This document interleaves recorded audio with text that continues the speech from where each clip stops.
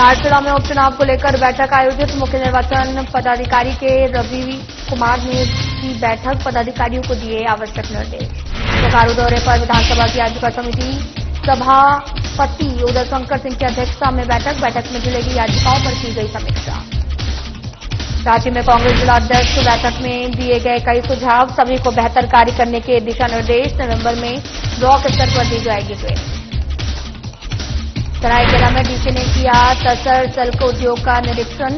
नीतीश कुमार सिंह ने कपड़ा बुनाई विपणन व्यवस्था की ली जानकारी। आमदा सिल्क पार्क चालू करने के निर्देश। असम की आईडी से बनाया जा रहा फर्जी आधार कार्ड, जाली कागजातों से आधार कार्ड बनाने वालों पर कार्रवाई। पुलिस ने 2 आरोपियों को किया गिरफ्तार। नमस्कार, मैं हूं आपके साथ अंकिता पाल। बुलेटिन की शुरुआत करते हैं। झारखंड के घाटशिला उपचुनाव को लेकर मुख्य निर्वाचन पदाधिकारी के रवि कुमार ने वरीय पदाधिकारियों के साथ समीक्षा बैठक की, जहां उन्होंने कहा कि घाटशिला में प्रत्येक बूथ मॉडल बूथ के रूप में कार्य करें और मतदाताओं को मतदान केंद्रों पर भारत निर्वाचन आयोग द्वारा जारी किए गए गाइडलाइन को फॉलो करते हुए मतदान के लिए सभी एशियाड मिनिमम फैसिलिटीज उपलब्ध कराना सुनिश्चित रखने की बात कही है। मौके पर उन्होंने ये भी कहा कि निर्वाचन कार्य में 0 एरर के साथ में कार्य करना है। मतदान के लिए प्रत्येक बिंदुओं पर भारत निर्वाचन आयोग द्वारा विस्तृत नियमावली बनाए गए हैं और हर कार्य के लिए मॉड्यूल एसओपी बने हुए हैं। सभी पदाधिकारी अपने कार्यों के संपादन के लिए इन दिशा निर्देशों का अनुपालन सुनिश्चित करें।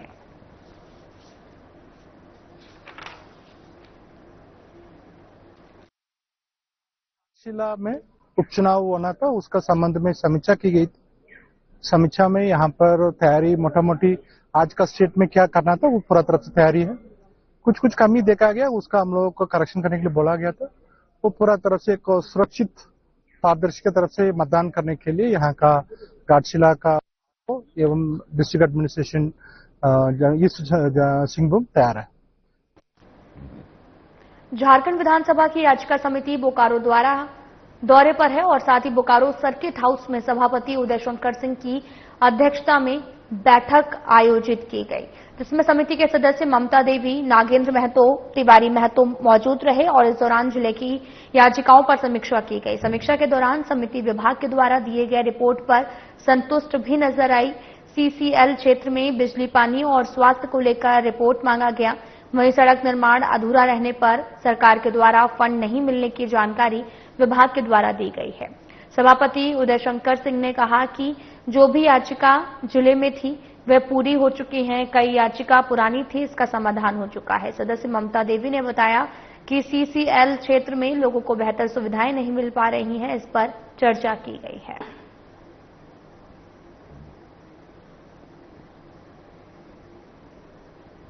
देखिए, जो याचिकाएं हम लोगों को मिलती हैं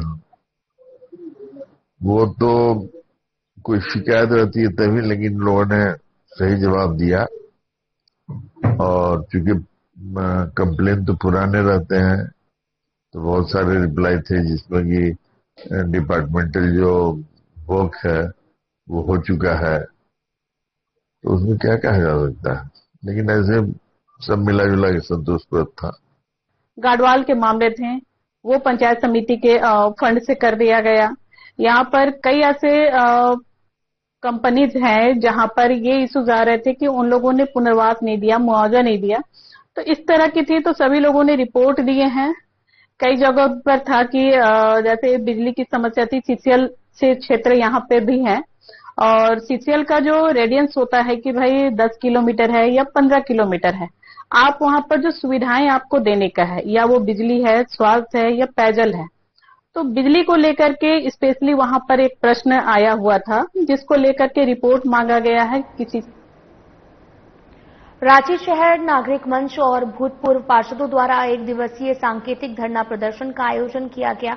रांची शहर नागरिक मंच के संयोजक अमृतेश पाठक ने कहा कि रांची शहर समेत राज्य के सभी नगर निकायों का चुनाव 2023 के बाद से ही राज्य सरकार ने जानबूझकर लटका रखा है। इस बीच में राज्य को करोड़ रुपए का वित्तीय नुकसान हो गया है। रांची वासियों को अपना प्रतिनिधि नहीं मिल पा रहा, जिससे छोटी छोटी समस्याओं के समाधान के लिए नगर निगम के अधिकारियों के पास कई बार कई दिनों का तक चक्कर भी लगाना पड़ता है। वार्ड नंबर 1 के पूर्व पार्षद नकुल तिर्की ने बताया कि जनता अब भी अपना समस्या लेकर हमारे पास आते हैं, जबकि मेरे पास कोई भी अधिकार और फंड नहीं है।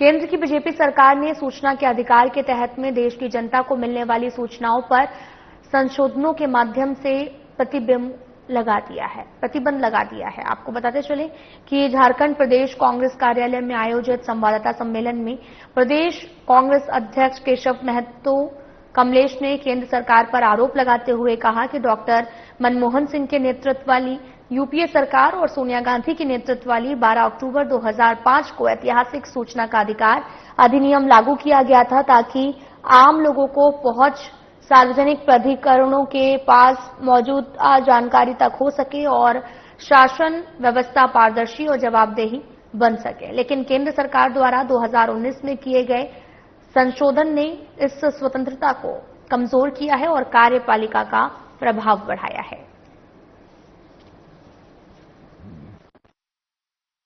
हमारे तत्कालीन प्रधानमंत्री डॉक्टर मनमोहन सिंह और दूरदर्शी नेतृत्व वाली श्रीमती सोनिया गांधी के प्रयास से जो आरटीआई सूचना का अधिकार कानून बना था, उसके 20 वर्ष पूरे हो गए। जिस उद्देश्य को लेकर यानी स्वच्छ और सुशासन प्रदान करने के लिए पूरी पारदर्शिता के साथ एक साधारण से साधारण व्यक्ति आरटीआई के माध्यम से 10 रुपया देकर कहीं से अपनी सूचना प्राप्त कर सकता था, और जो गरीब व्यक्ति होते थे, कमजोर वर्ग के लोग, बीपीएल के लोग होते थे, उन्हें पैसे की भी 10 रुपया भी देना नहीं पड़ता था। ये कानून सूचना का अधिकार यूपीए गवर्नमेंट में आया, लेकिन केंद्र की सरकार एक नया कानून संशोधन ला करके इसको और कमजोर कर दिया गया। वह कानून है डिजिटल पर्सनल डेटा प्रोटेक्शन अधिनियम। इसकी धारा 4(3) इसमें संशोधन करने के बाद जो व्यक्तिगत जानकारी की परिभाषा थी, उसका दायरा बढ़ा दिया गया।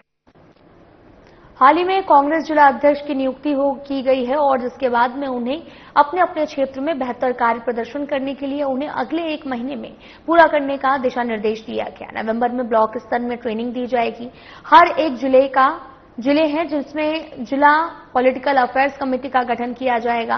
साथ ही आलाकमान के मुताबिक जो कांग्रेस के दिशा निर्देश का पालन नहीं करेगा, सोशल मीडिया या फिर मीडिया में जाकर अनर्गल बयान देगा, उस पर कार्रवाई की जाएगी। साथ ही जो भी जिला अध्यक्ष से नाराज लंबे समय से चल रहे हैं, वो लोग आकर बात कर सकते हैं।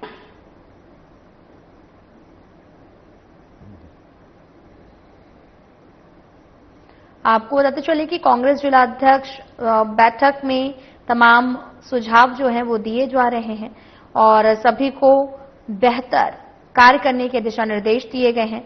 नवंबर में ब्लॉक स्तर की ट्रेनिंग भी दी जाएगी और हाल ही में आपको यह भी बताते चले कि कांग्रेस जिला अध्यक्ष की नियुक्ति की गई है, जिसके बाद में उन्हें अपने अपने क्षेत्र में बेहतर कार्य करने के लिए, प्रदर्शन करने के लिए अगले 1 महीने में पूरा करने का दिशा निर्देश दिया गया है।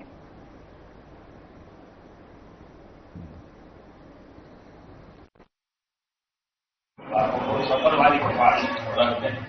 जहां भी हम लोग गोला में गए, संभावना क्षेत्र में हमारे संप्रभारी जी, हमारे प्रभारी जी कई जगहों पर गए, विभिन्न जगहों से हमारे कुछ लोग साथी आए, लेकिन जहां जिनकी नियुक्ति हुई वहां उनके समर्थन में भी काफी लोग आए कई जगहों से। तो ये सारे बातों को जहां जिस तरह की बातें हैं, हम लोग सारी चीज को अवसर कर रहे हैं, संविधान में लिखते हुए प्रभारी महोदय से हम लोग ये करेंगे और आलाकमान को हम लोग अवगत का काम करेंगे। एक मीटिंग ऑर्गेनाइज किया, वो मीटिंग में नेक्स्ट 3-4 महीने में कौन सा मुद्दे पर जिला कांग्रेस कमेटी फोकस करना, ये सभी मुद्दे पर बात हुआ। हर एक जिले में वोट चोरी, गद्दी स्टोर के हस्ताक्षर अभियान बहुत एक्टिवली करने के लिए स्पष्ट रूप से हमारे डिस्ट्रिक्ट प्रेसिडेंट डिस्ट्रिक्ट ऑब्जर्वर्स को काम दिया। हर एक पंचायती में 2 पंचायती में हमारा ग्राम पंचायती कांग्रेस कमिटीज गठित हुआ। वो पंचायती जाके ग्राम सभा मीटिंग में सभी को इस मुद्दे पर बात करके सिग्नेचर्स कैंपेन करना और उसके साथ हमारा ग्राम पंचायती कांग्रेस कमिटीज झारखंड में 75% पंचायती में गठित हुआ। उपायुक्त नीतीश कुमार सिंह ने खरसवा और आमदा क्षेत्र में तसर सिल्क उद्योग की कई गतिविधियों का निरीक्षण किया। आपको बताते चलें कि उन्होंने तसर कोसा की खेती, सूत कताई और कपड़ा बुनाई और विपणन व्यवस्था की जानकारी ली। डीसी ने अधूरे पड़े आमदा सिल्क पार्क को शीघ्र पूरा कर चालू करने का निर्देश देते हुए उद्योग विभाग को डीपीआर तैयार करने का आदेश दिया। उन्होंने कहा कि पार्क के शुरू होने से स्थानीय युवाओं और महिलाओं को रोजगार के अवसर मिलेंगे और झारक्राफ्ट संचालित सीएफसी में सूत कताई कर रही महिलाओं ने पुरानी मशीनों से दिक्कत की बात कही, जिस पर डीसी ने नए और आधुनिक मशीन उपलब्ध कराने और साथ ही नए सीएफसी खोलने का भरोसा भी दिया है। उन्होंने अधिकारियों को तसर उत्पादन बढ़ाने के लिए अर्जुन के पेड़ों के अधिक रोपण, प्रशिक्षण और विपणन नेटवर्क मजबूत करने के निर्देश दिए। निरीक्षण के दौरान बीडीओ प्रधान माझी, सीओ कप्तान सिंह को, एडीआई रविशंकर प्रसाद, पीपीओ नीतीश कुमार सहित कई अधिकारी मौजूद रहे।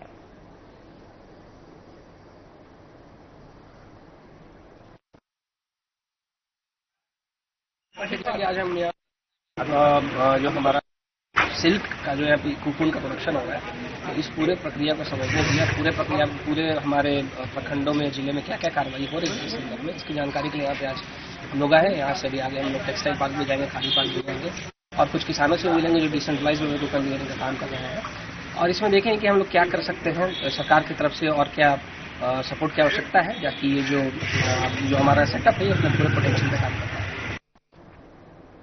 जामताड़ा उपायुक्त रवि आनंद ने फतेहपुर प्रखंड सभागार में जनता दरबार का आयोजन किया। इस अवसर पर कई पंचायतों से आए लोगों ने अपनी समस्याएं उपायुक्त के समक्ष रखी हैं। जनता की बातों को गंभीरता से सुनते हुए उपायुक्त ने संबंधित विभागों के पदाधिकारियों को आवेदन की प्रतियां दी हैं और त्वरित और निष्पक्ष कार्रवाई सुनिश्चित करने के निर्देश दिए। उन्होंने कहा कि हर एक आवेदन पर संवेदनशीलता के साथ विचार किया जाएगा ताकि लोगों को समय पर न्याय मिल सके। जनता दरबार में कुल 27 आवेदन प्राप्त हुए हैं, जिनमें से कई योजनाएं और समस्याओं से जुड़े मुद्दे शामिल थे। प्राप्त आवेदन में आबुआ आवास योजना से संबंधित 2 और प्रधानमंत्री आवास योजना का 1, सर्वजन पेंशन योजना के 3, मैया सम्मान योजना के 6, राशन कार्ड से जुड़े 3 और बिजली विभाग से संबंधित 2, मुख्यमंत्री पशुधन योजना का 1, सड़क और पोखरिया निर्माण से जुड़ा 1, आबुआ आवास योजना अंतर्गत ईजमाल जमीन विवाद पर और झाड़ सेवा से संबंधित और जिला परिषद द्वारा निर्मित दुकानों के आवंटन से जुड़ा 1 आवेदन शामिल था। जनता दरबार में उपायुक्त के साथ साथ DDC Niranjan Kumar, civil surgeon Anand Mohan Soren, BDO Prem Kumar Das और कई विभागों के अधिकारी मौजूद थे। लोगों ने उम्मीद जताई कि प्रशासन द्वारा उनकी समस्याओं का शीघ्र समाधान किया जाएगा।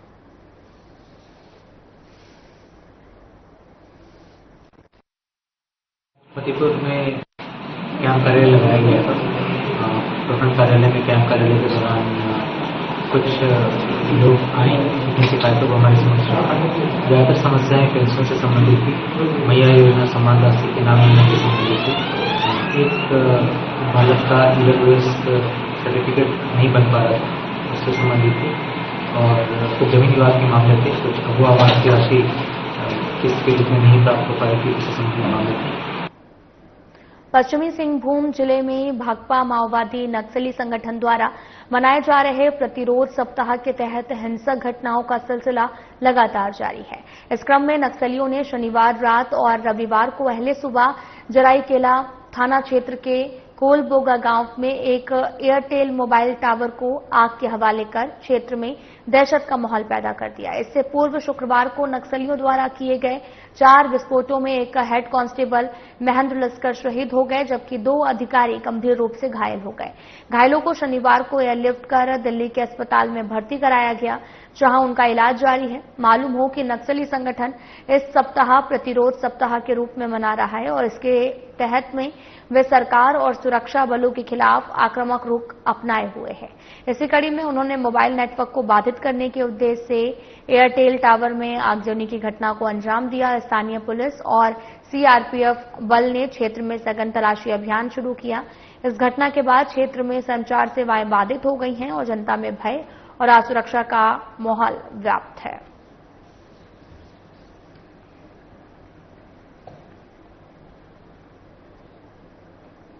चांडिल प्रखंड के दलमा वन क्षेत्र मकुला कोचा में हथनी रजनी के लिए नया शेड और जर्मन शेफर्ड बॉबी के लिए एफडीए योजना अंतर्गत निर्मित केनल और मल्टी म्यूजियम कॉन्फ्रेंस हॉल का उद्घाटन किया गया और साथ ही हाथियों के ट्रैकिंग और मॉनिटरिंग के लिए तैयार किए गए अबुआ हाथी मोबाइल ऐप का भी शुभारंभ किया गया। कार्यक्रम का उद्घाटन पीसीसीएफ परितोष उपाध्याय और सीसीएफ एसआर नटेशा ने संयुक्त रूप से किया और इस मौके पर दलमा डीएफओ सबा आलम अंसारी, रेंजर दिनेश चंद्रा और अपर्णा चंद्रा सहित कई वन अधिकारी मौजूद रहे। पीसीसीएफ परितोष उपाध्याय ने बताया कि अबुआ हाथी ऐप हाथियों की निगरानी और संरक्षण के लिए एक महत्वपूर्ण पहल है। इसके माध्यम से विभागीय अधिकारी, कर्मचारी और स्थानीय ग्रामीण हाथियों की गतिविधियों की रियल टाइम जानकारी प्राप्त कर सकेंगे। जो सिंहभूम क्षेत्र है वो गज आरक्षित क्षेत्र है और आप सभी को मालूम है कि हाथी मानव द्वंद की समस्या से हम लोग काफी दिनों से जूझ रहे हैं और इसी के मतलब जितनी भी तकलीफें या हो रही है हाथी मानव द्वंद की वजह से, उससे निपटने के लिए हम लोगों ने एक ऐप लॉन्च किया है जिसका नाम अबुआ हाथी है। अबुआ हाथी से ये फायदा होगा कि हमारे फॉरेस्ट गार्ड और ग्रामीण लोग जहां भी अगर हाथी है तो वह एंट्री उसमें कर देंगे ऐप में, जिसकी वजह से लोगों के पास, ग्रामीणों के पास एसएमएस और कॉल के माध्यम से उनको सूचना पहले से प्राप्त हो जाएगी और वो सजग हो जाएंगे।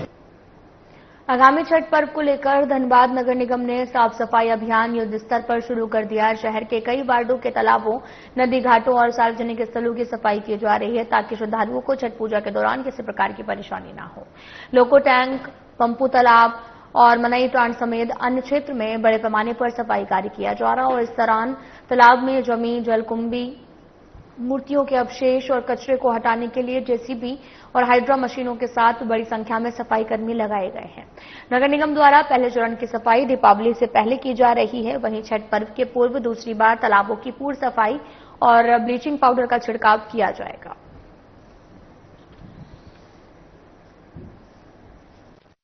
सफाई करवाई जा रही है, युद्ध स्तर पर सफाई करवाई जा रही है। ये छठ पूजा को लेकर के करवाई जा रही है। ये जो क्षेत्र है लोको टैंक पंपू तालाब के नाम से जाना जाता है, जो वार्ड संख्या 27 में है। यहाँ बहुत सारा जलकुंभी और बहुत सारा कूड़ा का मात्रा बहुत ज्यादा था, तो इसलिए बहुत सारा स्टाफ और मशीन, जेसीबी और हाइड्रा लगा करके इसमें भी सारा जलकुंभी, मूर्ति और अभी सफाई चल रही है, जो कि दिवाली के पहले ये एक राउंड का सफाई कंप्लीट कर लिया जाएगा। दिवाली के बाद उसके बाद फिर छठ के पहले में इसमें प्रॉपर रूप से एक बार और एक राउंड सफाई किया जाएगा, जिसमें चूना, ब्लीचिंग और एलम का इसमें छिड़काव भी किया जाएगा, ताकि जो छठ व्रती लोग आए तो ये शुद्ध और एकदम बहुत अच्छा स्वच्छ वातावरण इनको पूजा करने के लिए मिले। अंतर्राष्ट्रीय बालिका दिवस के अवसर पर जामताड़ा जिला के फतेहपुर प्रखंड कार्यालय परिसर में एक प्रेरणादायक और उत्साहवर्धक कार्यक्रम का आयोजन किया गया। कार्यक्रम की खास बात यह रही कि इसमें झारखंड बालिका आवासीय विद्यालय की छात्राओं को सम्मानित कर उनके आत्मविश्वास को नई दिशा दी गई। इस विशेष अवसर पर उपायुक्त रवि आनंद ने छात्राओं को डायरी, पुस्तकें और पुरस्कार भेंट कर सम्मानित किया। कार्यक्रम में उप विकास आयुक्त Niranjan Kumar, civil surgeon doctor Anand Mohan Soren, प्रखंड विकास पदाधिकारी प्रेम कुमार दास सहित कई लोग उपस्थित रहे।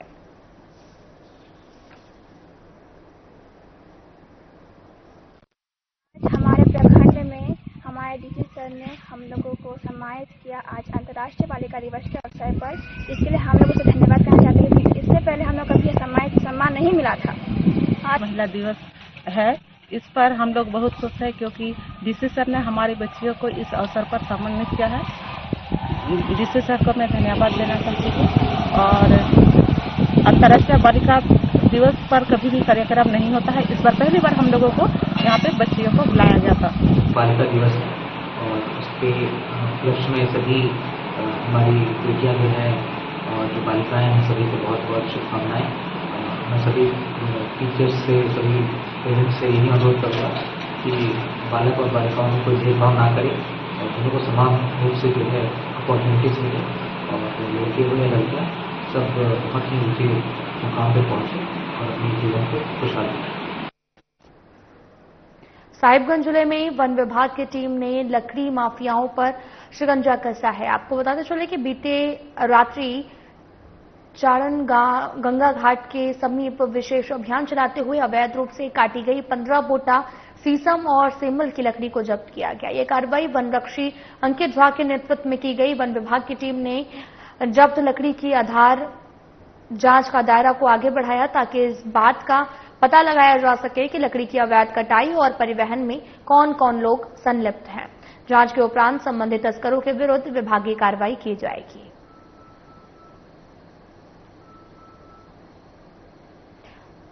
और साथ ही आपको बताते चले कि वन विभाग के द्वारा अवैध लकड़ी तस्करी पर लगातार निगरानी रखी जा रही है और इस तरह की गतिविधियों में लिप्त लोगों के खिलाफ कठोर कदम उठाए जाएंगे।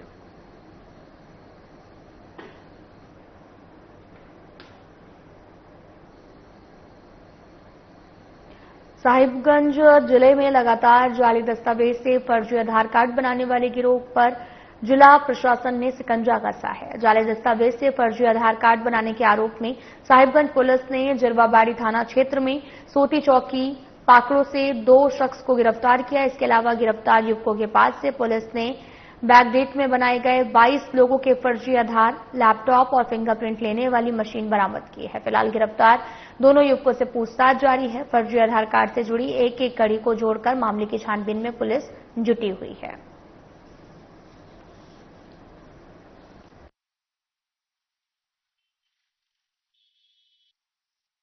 इसमें आधार कार्ड बनवाने को लेकर सूचना मिली थी।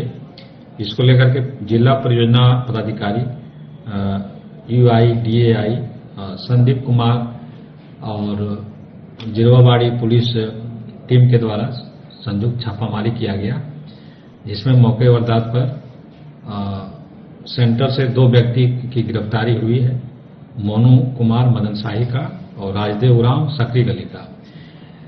उस सेंटर का छानबीन करने पर आधार कार्ड फर्जी तरीके से बनाए जाने के कई साक्ष्य मिले हैं, जिसको विधिवत जब्त किया गया है।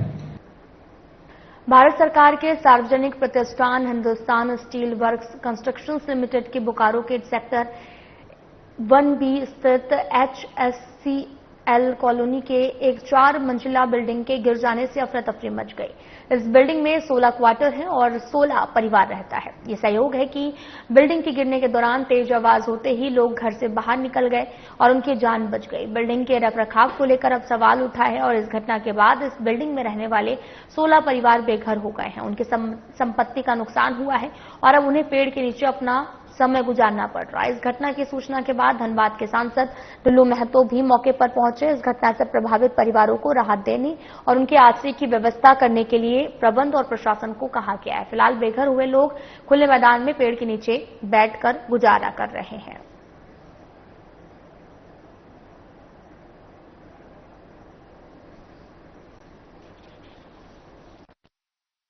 HSL का है, ये हम नहीं जानते हैं। हम जानते हैं कि इंसान है ये लोग, जो आज बहुत लंबे समय से, अभी हमारे एक चाचा जी बोल रहे थे कि DSL प्लांट को हमने अपने कंधे पर ईंट ढोकर बनाया है। उस समय से इन लोग यहाँ पे रह रहे हैं, आप समझिए बात को। उसके बाद कई बार पत्राचार हुआ, यहाँ के सारे जनप्रतिनिधि से भी मिला, उनसे भी बुलवाया गया, मगर DSL के द्वारा किसी प्रकार का कोई ठोस निर्णय नहीं लेने का परिणाम रहा कि आज क्वार्टर ध्वस्त हो गया। चलिए भगवान ऊपर वाला था कि कोई राहत हादसा, बड़ी हादसा नहीं हुई, मगर क्वार्टर धंसा। अभी हमने जिला प्रशासन से बात किया, DC से। DC साहब बोले कि हम तुरंत भेजते हैं, मगर क्या स्थिति है इस जिला प्रशासन को देखिए कि एक उसके कोई अधिकारी तक नहीं आया, यहाँ इन लोग किसी तरह का कोई जानकारी लेने तक नहीं पहुंचा, जबकि हमसे 3 बार अभी यहाँ के उपायुक्त महोदय से बात हुआ। अभी बात कर रहे तो फोन रिसीव नहीं हो रहा है। हो सके कोई कार्य में बिजी हो गया। हम चाहेंगे कि तुरंत तत्काल उसको इन लोगों को व्यवस्था करे।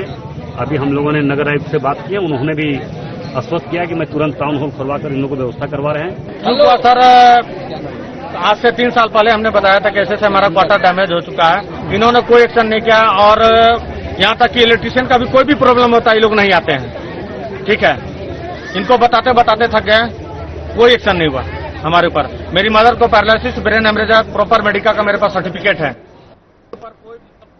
तमाड़ से एक दिल दहला देने वाली खबर सामने आई, जहां एक युवती के साथ सामूहिक दुष्कर्म की दर्दनाक वारदात ने पूरे इलाके को हिला दिया है। पुलिस ने मामले में त्वरित कार्रवाई करते हुए 6 आरोपियों को गिरफ्तार कर जेल भेज दिया है, जबकि 4 आरोपी फरार हैं। मिली जानकारी के अनुसार तमाड़ थाना क्षेत्र के मारधान मोड़ में एक युवती को उसका प्रेमी 30 सितंबर को मेला घुमाने के बहाने घर से बाहर ले गया था। युवती को मारधान मोड़ पर बुलाने के बाद अन्य युवक भी वहां पर पहुंचे। बताया जा रहा है कि इन युवकों ने पीड़िता और उसके प्रेमी को 2 मोटरसाइकिल से सुनसान इलाके की ओर ले जाकर, जहां पर 4 लड़कों ने युवती के साथ जबरन दुष्कर्म किया है।